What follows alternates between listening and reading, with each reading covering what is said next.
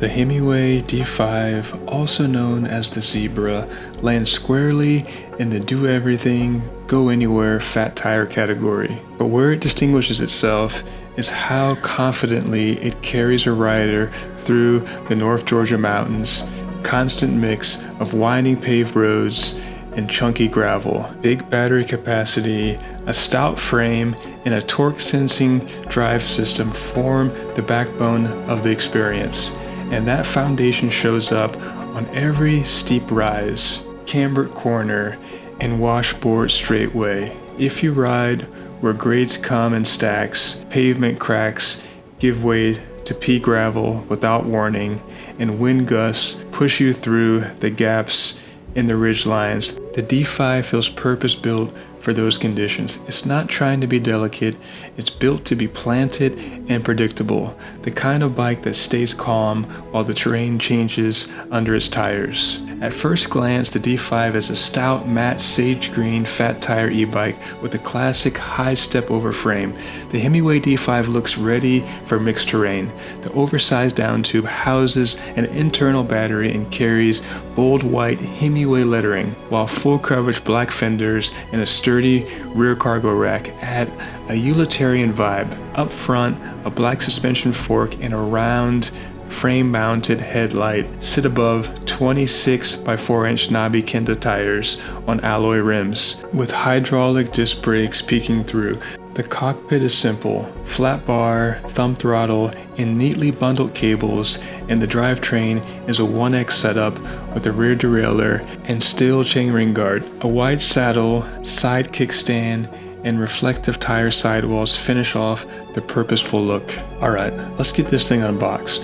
Unboxing the bike is straightforward, and all necessary tools for assembly are included. First, I remove the packaging straps and open the box by carefully removing the tape and pulling the box free of the staples. Then I laid the box down. I slid the e-bike out carefully, stand the e-bike up and remove all zip ties and protective foam, revealing the sleek design of the Himiway D5 e-bike. Install the handlebars by loosening the bolts on the bike stem, centering the handlebars and rotating them to align with your preferred riding position before tightening the bolts securely. For the front wheel, loosen the bolts on the protective bar on the front fork. Add the front wheel and tighten the bolts to ensure it is secure. The pedals are clearly marked for the left and right sides, matching the pedal stems. Screw in the pedals and use a wrench to further tighten them easily. Install the front headlamp by loosening the bolts on the fork brace, attaching the headlamp, and then adjusting its orientation to face forward. Alright, let's take this thing for a ride. The Himiway D5's planted character starts with the chassis. The upgraded 6061 aluminum alloy frame is notably thick and houses the battery inside the down tube, which keeps mass low and central. Himiway rates the system for a 400-pound payload and lists the complete bike at about 79 pounds with the battery installed. Numbers that speak to why the bike feels composed when you're loading it up with day ride gear or dropping into longer grades where stability beats out flickability. On North Georgia's swooping pavement, think linked S-bends that tighten and open as the road follows the hillside. The frame doesn't twitch when you enter the turn, a little hot. Under repeated side loads, the bike tracks steadily. And when the pavement ends and the gravel begins, that same frame keeps the steering calm as the surface loosens. And for riders on the taller end of the spectrum, the stated fit window of roughly 5'3" to 6'5" also means the cockpit can be set up with proper leg extensions without maxing out the seat post. The practical upshot is less fidgeting with your body position mid-ride and more time letting the bike work for you on off-camber corners and embedded rock. The second pillar is energy. A 960 watt-hour Samsung LG pack lives inside the frame, and Himiway's own materials talk about 5,000 milliamp cells and a battery that's designed to maintain 80% capacity after about 1,000 charge cycles. Claim range sits at around 60 to 80 miles depending on how you use the assist. Those are brochure figures. What matters in the mountains is how that energy translates to your day. The D5's capacity gives you margin on routes that stack elevation. Good climbs often appear in clusters in North Georgia, and that margin means you can spend longer in assist levels that keep cadence steady without watching the battery bar melt away at the first sign of a ridge road. On paved climbs with steady grades, riding in the middle assist level and staying seated keeps watt hours per mile reasonable. On gravel climbs where traction is variable and you're often picking lines around washboard or baby heads, the ability to briefly punch up the assist to clear a patch and then settle back down saves both legs and electrons. It's a battery that lets you treat rolling terrain like a series of small decisions rather than a constant budget crisis. Power delivery is the third pillar, and it's a good story here. The rear hub motor is rated at 750 watts with a stated peak torque of 86 Newton meters, and the D5 uses a torque sensor alongside speed and brake sensors to decide how much help to add to each pedal stroke. On the road, you feel that in two ways. First, starts are smooth but assertive. At a stop sign on a paved grade, a couple of strong pedal strokes send the bike forward without the lurchy on-off sensation some cadence-only systems can produce. Second, climbing gravel switchbacks, you can meter the rear tire's grip by metering your own input. Push harder and it snaps to attention. Ease off mid-corner and the motor eases with you, helping the tire float over loose, over hard sections rather than digging trenches. When grades stack above what you want to pedal, the thumb throttle is there as a steady hand. It takes over on short, steep pitches or when you want to roll through a soft section without upsetting traction. Riders who like fine-tuned behavior can also dig into Himiway's HMW assist system settings to tailor assist responses across levels, including torque ratios per level, so the bike's feel matches the terrain you ride most often. Out on the winding pavement that ties small mountain communities together, the fat tire footprint can be surprisingly sure-footed. The 26 by 4 inch Kenda rubber puts a broad patch on the ground, smoothing over coarse chip seal and shrugging off the random debris you tend to find on the edges of rural roads. On clean tarmac, the bike rewards measured inputs. It's happy with wide line and light hands. Pushy steering only asks the big tires to squirm, so the fastest way through a series of sweepers is usually the calmest. When the pavement pitches down, the weight and wheelbase show their value. Mid-corner bumps don't deflect the bike, and you can lean on the brakes without the front end feeling nervous. When the paved section ends and you feed those same tires onto gravel, the D5's character doesn't change much. The larger air volume lets you drop pressures for more compliance and grip. Think roughly high teens PSI for mixed use if you're an average weight rider, lower still if the day is mostly gravel, and the tire soaks up chatter so your hands and lower back don't take the hit. If you often roll from smooth county roads to forestry spurs in a single ride, that consistency and feel is worth more than any single number on a spec chart.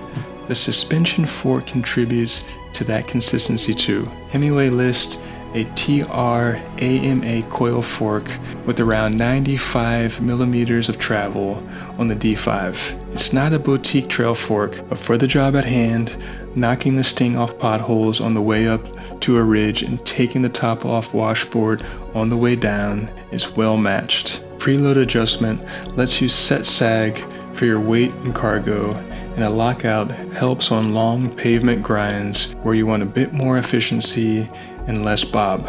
On the crushed stone connectors that link neighborhoods to forest lanes, the fork helps you stay seated and spinning rather than standing and bracing through every patch of chatter. That spin more, brace less equation is what saves legs by the end of the ride, especially if your loop includes repeated rises that would otherwise feel like a slow motion jackhammer into your hands and shoulders. Braking is handled by Tektro hydraulic disc, and for mountain riding, that decision makes all the difference. Lever feel is consistent and easy to modulate with a single finger, which matters when you're feathering speed on a descending S-curve or trailing the rear brake through a gravel corner to keep the bike from standing up. Heat management on long descents is always a topic in this region because the roads frequently drop for minutes at a time. Here, steady pressure and periodic release keep things in check, and the system returns to full bite quickly if you scrub speed hard before a tightening radius. The integrated automatic brake lights add a layer of safety when you're sharing mountain roads with local traffic that can appear suddenly behind you. Paired with a 48-volt headlight that Himiway quotes at 500 lumens, the visibility package is solid for dawn and dusk transitions when the forest canopy makes everything look like twilight. Gearing and cadence also deserve a nod because they determine whether the torque sensor feels like a natural extension of your legs or makes you hunt for a gear. The D5 7-speed Shimano setup covers what you need for typical North Georgia grades. On steady pavement climbs, the second or third from largest cog with the middle assist level tends to land most riders in a comfortable cadence. On gravel, where traction varies and cadence sometimes breaks as you work around a patch of deeper stone, a quick downshift keeps the torque sensor happy and the rear tire hooked up. There's no benefit to grinding a too hard gear here. The motor wants input and the bike rewards you for keeping the pedals turning smoothly. If your rides mix long pavement pools with steep spur roads, consider saving a higher assist level for those spurs rather than spinning it on the flats. That small discipline pays back in range later. Range deserves a realistic lens. Himiway's claims of 60 to 80 miles depends heavily on terrain and how much you rely on the higher assist levels.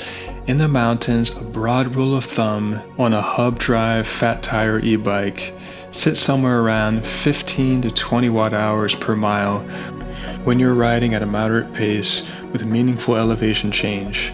Apply that math to a 960 watt hour pack and you're looking at a practical envelope of roughly 48 to 64 miles when the day includes plenty of climbing and a mix of surfaces. If your route is kinder, more rolling pavement, less gravel, lower average speeds, consumption drops, and the upper end of the claim becomes attainable. What matters most is consistency, a torque sensor that doesn't surge, a tire that rolls predictably, and a rider who picks an assist level and cadence to match the grade rather than fighting it. That trio is where the D5 spends most of its time, and the battery size gives you the space to make good choices instead of desperate ones. Comfort over time is where the D5 makes its case as a daily mountain mile eater. The wide tires at modest pressures, the coil forks set with a touch of sag, and the neutral cockpit position adds to a bike that you can sit on for an afternoon without counting down the minutes. For longer days, or if your local gravel includes a lot of washboard, I'd add a suspension seat post. It's an inexpensive upgrade that meaningfully reduces high-frequency hits to your lower back on rough county roads and the corrugated sections that appear on popular forest spurs late in the summer. Grips are personal, but swapping to a slightly softer compound with a bit more support can also reduce hand fatigue on longer descents where you're covering the levers for extended stretches.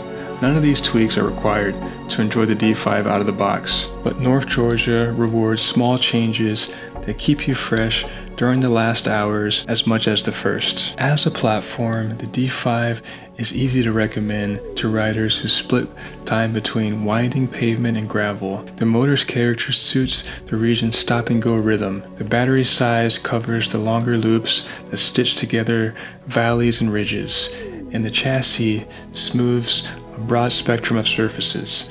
The torque sensor makes you feel connected to the bike rather than along for the ride. An important distinction on mixed surface days where traction comes and goes. Make sure to dial tire pressures for the day's balance of pavement and gravel, and consider setting the assist so levels 2 to 4 cover most situations, leaving 5 as your get out of jail card for steep, loose pitches. Small adjustments like these compound into a bike that feels made for your version of the mountains rather than a generalist with mountain stickers. In the end, what the Himiway D5 gets right is the balance of stability and responsiveness in terrain that really holds still. It's the kind of machine that encourages you to relax your grip, look where you want to go, and let the motor, tires, and frame do their job. On winding paved roads, it carves predictably and holds speed with an easy cadence. On gravel, it floats tracks and climbs without drama. The big battery grants you the freedom to choose better lines instead of shorter routes.